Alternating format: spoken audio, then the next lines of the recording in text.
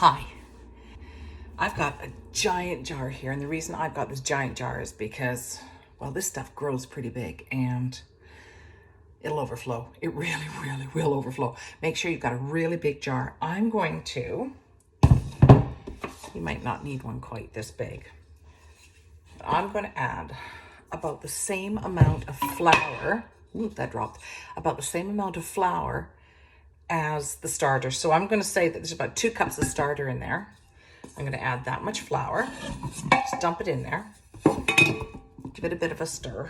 I'm going to mix this around. Give it a good mix up. It's going to be gloppy.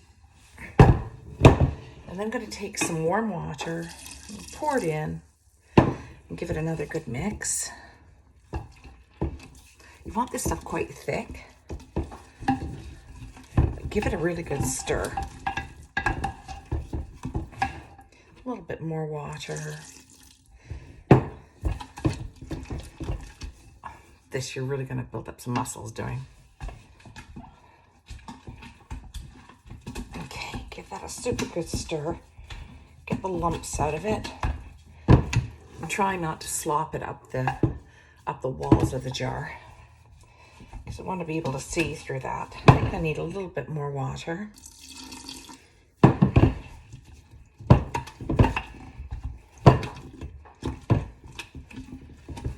Give it a good stir. There.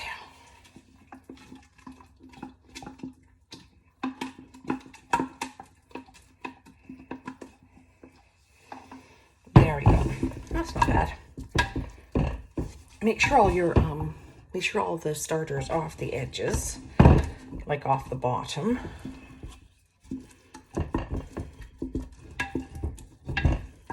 It's gonna look a little bit lumpy, and that's fine too. Like I say, this isn't rocket science. It's sourdough's been around since the Egyptians, and you can be darn sure they're not gonna have any scales or ounces and grams and fancy mixing things and all sorts of stuff like that. So it's not really as complicated as all that. Okay, wait a minute, maybe I'll, okay. See how bloppy that is? See how bloppy that is? That's how bloppy I made mine. It seems to work. It's usually roughly the same amount of water as flour and starter. But I've made it with the same amount of water and I've made it with the same amount of water and flour, and just had really just scrapings off the side of my starter jar.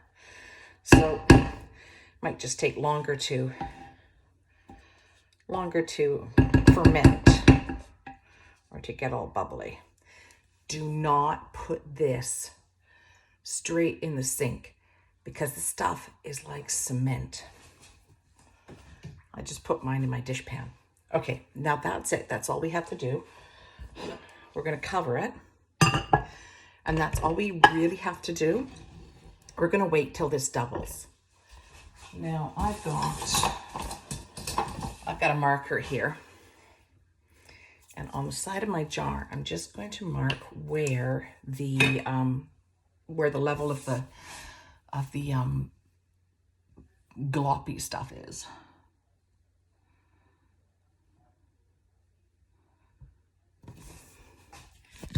There we go. Oops, that's my thumb. There we go. I've marked it there. This is a very, very professional video. Okay, now we're just going to leave it on the counter and monitor it. And when that is doubled, or at least doubled,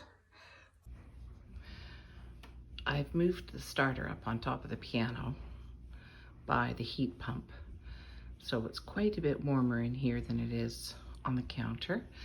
And it is now 1 o'clock, and it's already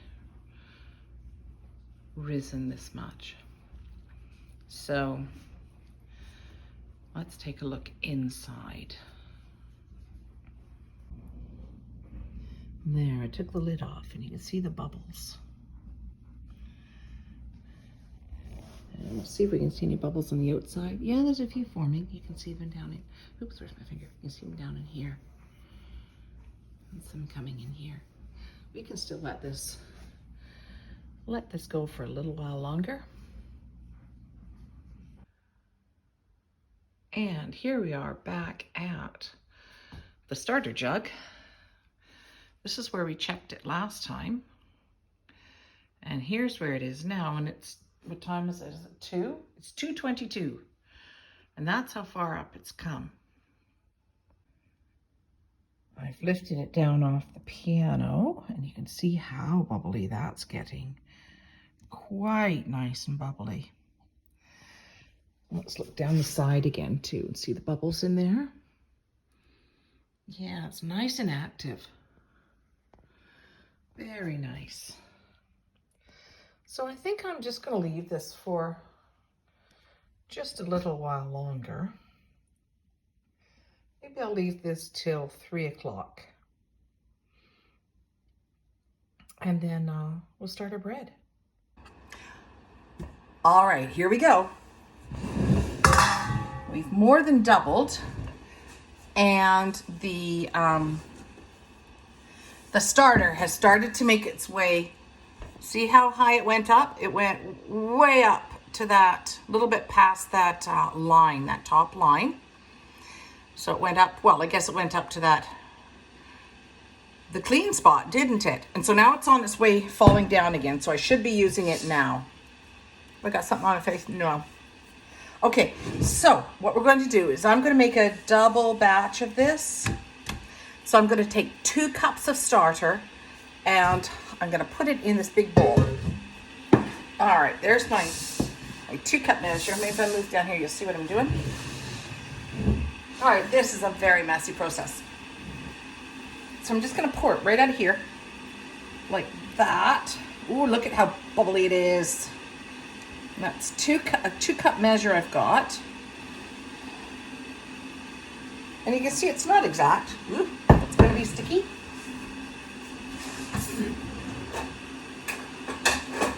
Okay, so I'm going to put that in this bowl. Just pour it in. Quite gloppy still. That's great.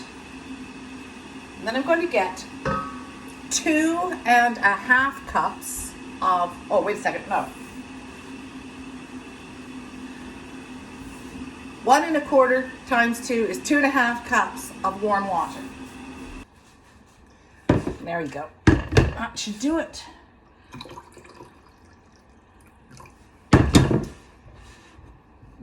Two cups. And there we go. 2.5 cups. I'll put that in there. Now I'm gonna do this whole thing with this spoon. You can get all sorts of fancy stuff for making sourdough, but you don't need it. It's you know, a spoon in a bowl is just fine. So I'm just gonna mix this up. Back up here, mix this up. Get it all together in there. There, it's good enough. And then I'm going to get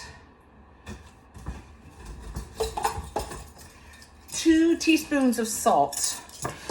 And I don't think it matters what kind of salt. I mean, this is just pink salt, but it doesn't matter. So I'm going to take 1 teaspoon, 2 teaspoons, and if you like it a little bit salty, put a little bit more in there. This is for 2 loaves. This is double batch. I'll mix that in.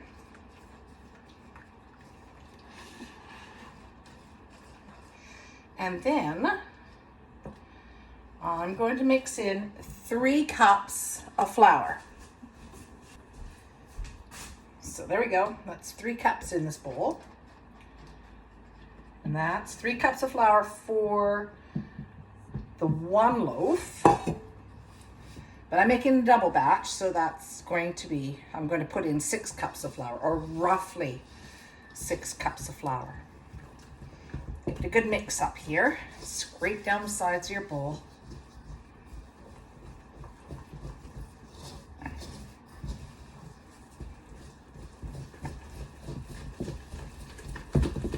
Get a really good mix. Okay, now, so there's half of the flour in it. I'm gonna get some more.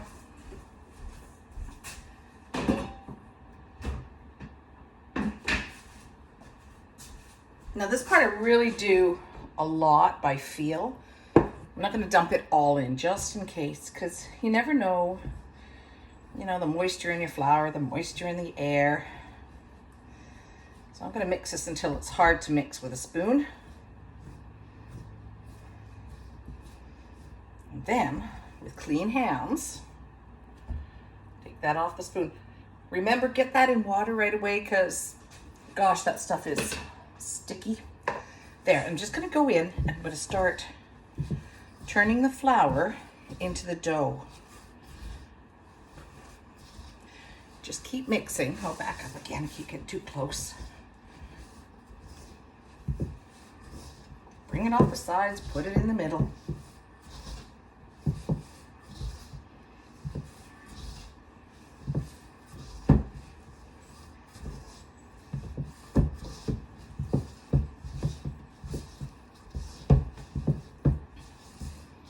Okay, that's actually looking quite good.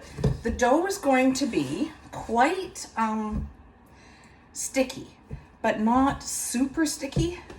You want it to kind of hold together.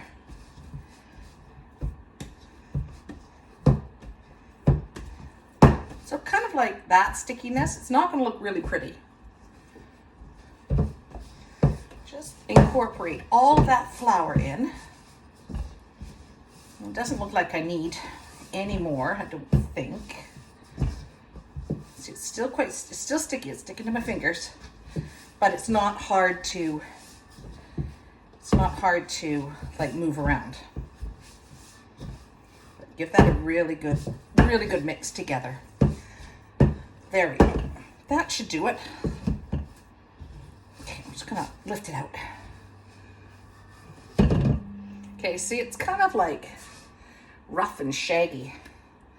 I'm going to pop that right in the bowl like that, just like that, nothing fancy. And then I'm going to cover that with a damp cloth for 1 hour. Well, here we are again. It's an hour later. That's what our dough looks like.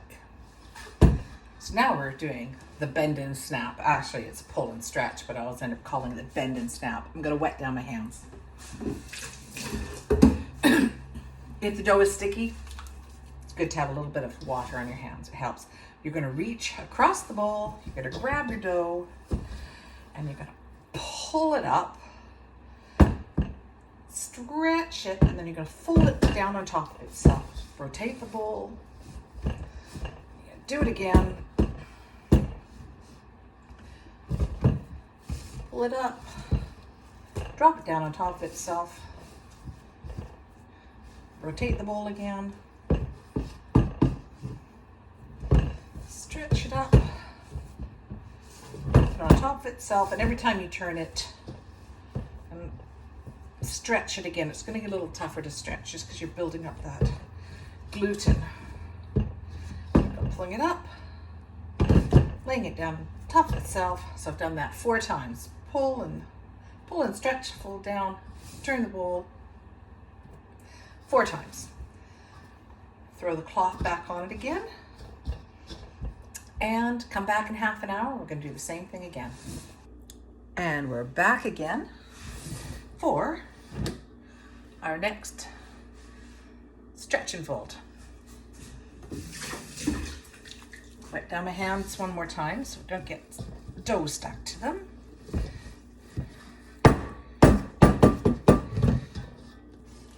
Oops, it's starting to feel quite nice and silky now. Pull it up and over.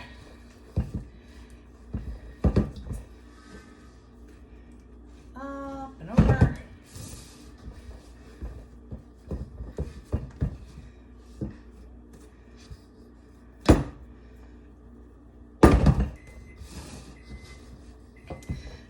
time.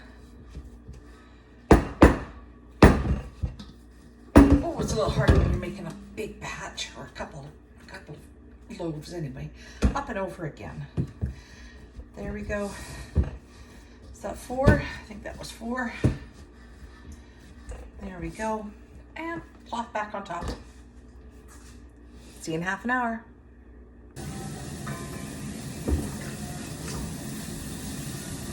And one more. You notice the dough has really changed and got nice and smooth by now. Nice and stretchy.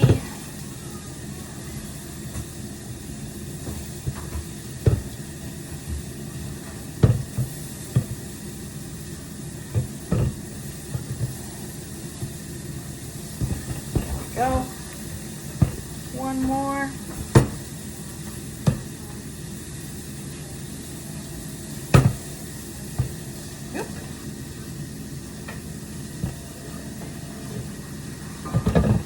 Oh, that's looking really nice.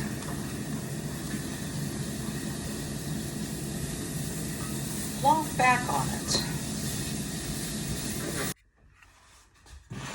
All right, one more time. Last time.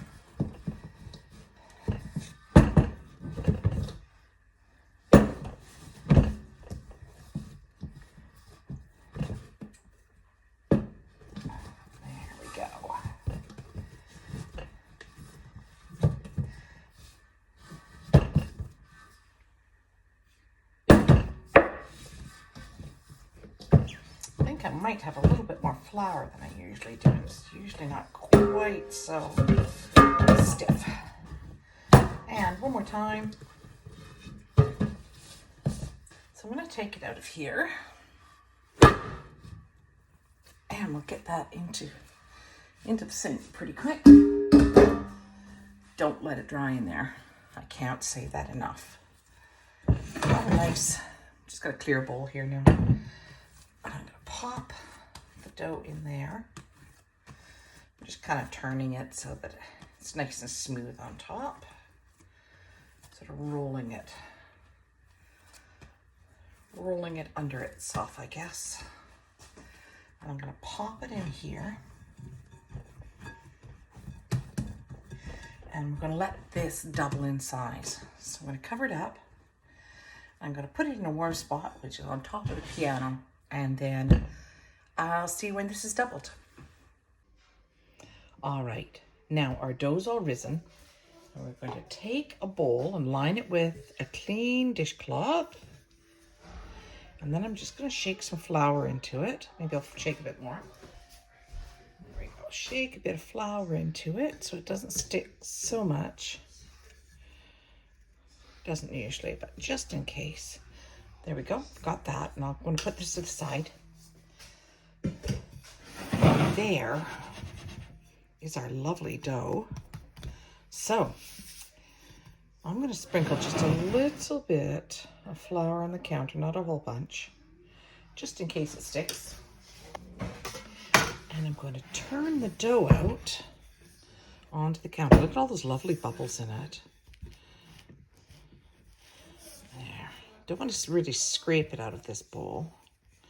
Just want to kind of let it fall out itself on its own. There we go. Lovely. Oops. Want that to escape. Oh, that's beautiful. Now remember, this is 2 loaves here, so we're going to cut this in half.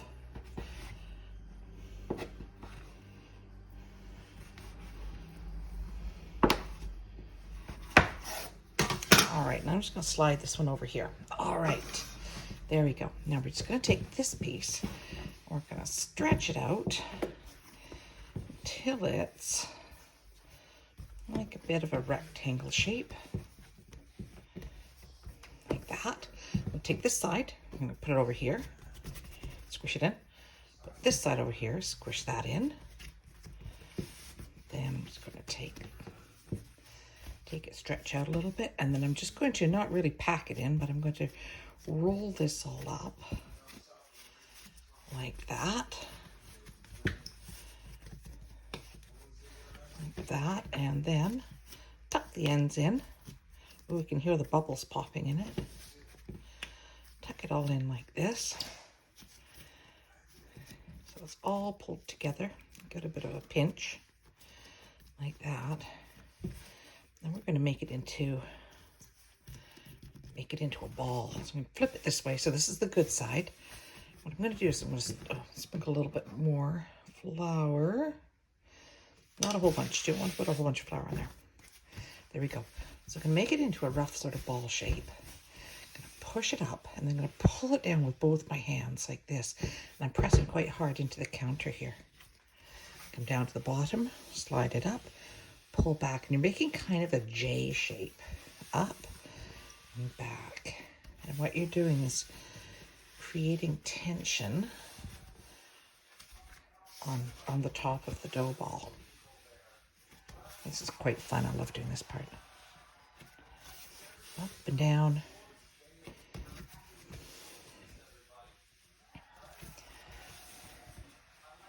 Until it gets nice and smooth and nice and tight across the top. And then you're going to get your prepared bowl and your sides are all up on it. I'm going to take this, and it's going to go in the bowl pretty side down like that. And then I'll just sort of pinch all the bottom together like that, so it doesn't want to open up again.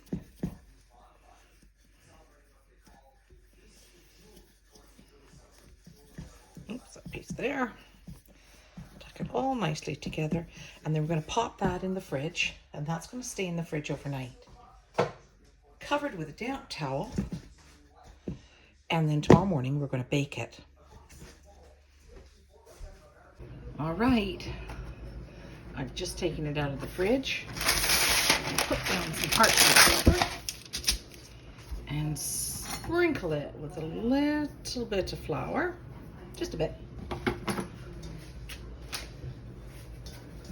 And I'm going to turn my loaf out onto that. That's looking pretty good. Sprinkle a little bit more flour on the top.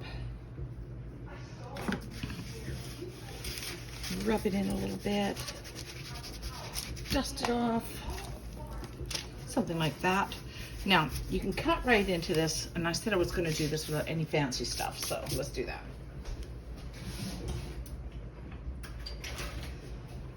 See if this knife works. We need to make a couple of cuts in it so that the dough has room to expand. And so I'm going to cut it with my steak knife. I'll sort of smile there, and maybe I'll put one across the top here too. Now, don't be scared about cutting these fairly deep, because that dough is going to pop up big time.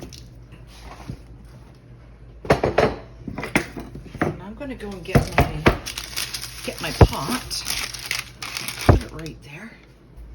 So this has been in the oven, heating up at 450. And I'm just going to take my whole,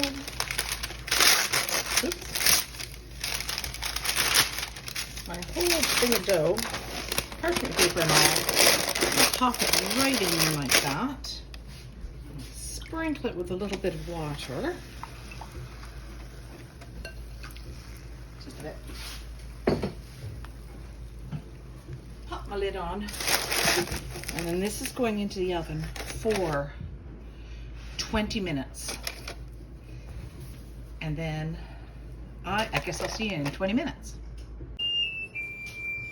All right, so there is the alarm, or the buzzer's gone off. So now I'm going to go into the oven. I'm going to take the lid off this, pop it back in, and set the timer for 15 minutes. Oop, 15. Start. See you in 15 minutes. All right, so my buzzer's gone off.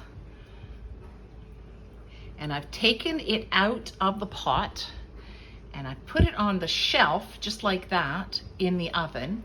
And I put that on for, well, this is however brown you want it. So I'm gonna put this on for 6 minutes and that should do it. Okay, see you in 6 minutes. And there we go. Okay, my alarm's off. I pulled it out and it's nice and brown.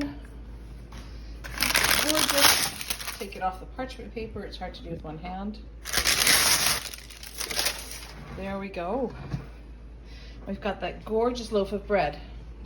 And that's just with those 2 slices we put in it. Make sure you make a good deep slice, because what happens is when we're sort of rolling that bread together, when it's when we're forming it, we're making a nice tight edge on it. And so we have to slice that edge when it bakes so it can expand, because this is probably twice the size of what we put in the pot. Now, you can leave it like this, and you can hear that the crust is quite crunchy and chewy. It's lovely crunchy and chewy, actually. But it does make it a little bit more difficult to cut without really squishing the loaf. And so I have found that if I butter it, just with a light, like a coat of butter, top and bottom, that it'll get nice and it's not necessarily soft, but it's easier to cut. And so you can use butter, or you can do it the cheater method like I do. Haha, cooking spray, that's what I'm looking for. So if I just give it a light coat like that, flip it over, oh, it's hard to do with that one hand, and spray the bottom. There. Now, strangely, what happens with that too is that it seems to make it last longer. It doesn't dry out as fast. So anyway, there you go. That's how you make sourdough.